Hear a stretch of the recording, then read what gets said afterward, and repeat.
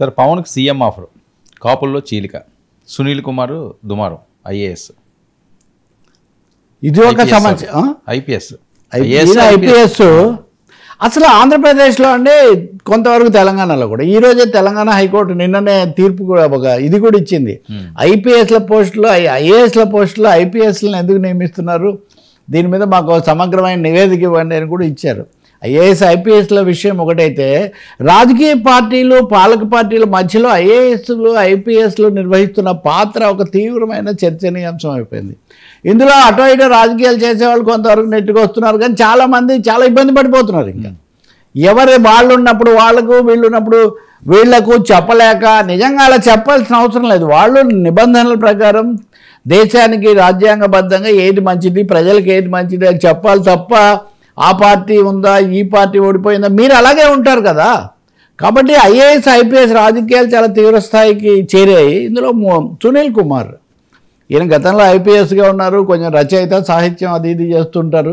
ఒక సంస్థ కూడా దళితుల దీనికోసం ఆయన స్థాపించి దానికోసం అధికారంలో ఉన్నప్పుడే ఏదో చేసేవాళ్ళు. ఆయన నేను కామెంట్ చేశారు. ఏమని అంటే కాపులు దళితులు కలిస్తే అధికారంలోకి రావచ్చు ఆంధ్రప్రదేశ్లో. ఇది వైసీపీ జగన్మోహన్ రెడ్డి ఆలోచన కూడా కొంతమంది అంటారు. కానీ నిజానికి సునీల్ కుమార్ ఏం తక్కువ కాదు, నా సొంత ఆలోచనలు నేనని భావించేటటువంటి ఒక వ్యక్తి. ఆయన జగన్కు పూర్తిగా లోబడి ఉంటాడనే అభిప్రాయం కూడా సరికాదు. ఎందుకంటే రామోజీరావు మీద మార్గదర్శి మీద దాడి అన్నదానికి సునీల్ కుమార్ వ్యతిరేకించాడు. అందుకనే జగన్మోహన్ రెడ్డి ఆయన మార్చి ఆయన స్థానంలో సంజయ్ ఎవరినో వేరే వాళ్ళని తీసుకొచ్చి అక్కడి నుంచి ఈ పని అంతా కూడా చేయించారు ఆయన ద్వారా. కాబట్టి అది కూడా కాదు, కానీ ఈయనకు ఒక రాజకీయ ఉత్సాహం, తను ఇవన్నీ కూడా దళిత వర్గాల తరఫున చేసి వాళ్ళ కోసం ఏదో చేయొచ్చు అనే ఆలోచనలో ఆయన అప్పుడప్పుడు బయట పెడుతూ ఉంటారు జనాల దగ్గర.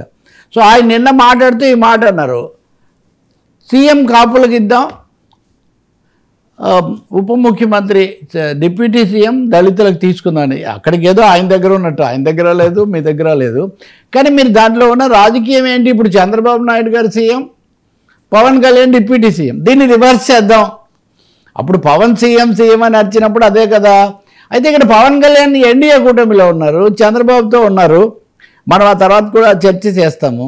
కాబట్టి ఇప్పుడు ఒక విధంగా పవన్ కళ్యాణ్కి ఇది ఒక ఆఫరా. రెండోది కాపుల్లో కూడా చీలిక తప్ప, కాపులందరూ పవన్ కళ్యాణ్ వెనకే ఉండక్కర్లేదు, అందరూ జనసేన కాదు, మీరు ఎవరైనా మా వైపు వస్తే ముఖ్యమైన నాయకులు మిమ్మల్నే సీఎం క్యాండిడేట్గా మేము ప్రొజెక్ట్ చేస్తాము అని, మేమంతా మీకు మద్దతు ఇస్తామని చెప్పడానికి ఆయన ప్రయత్నిస్తున్నారా? ఇది ఒక మాట.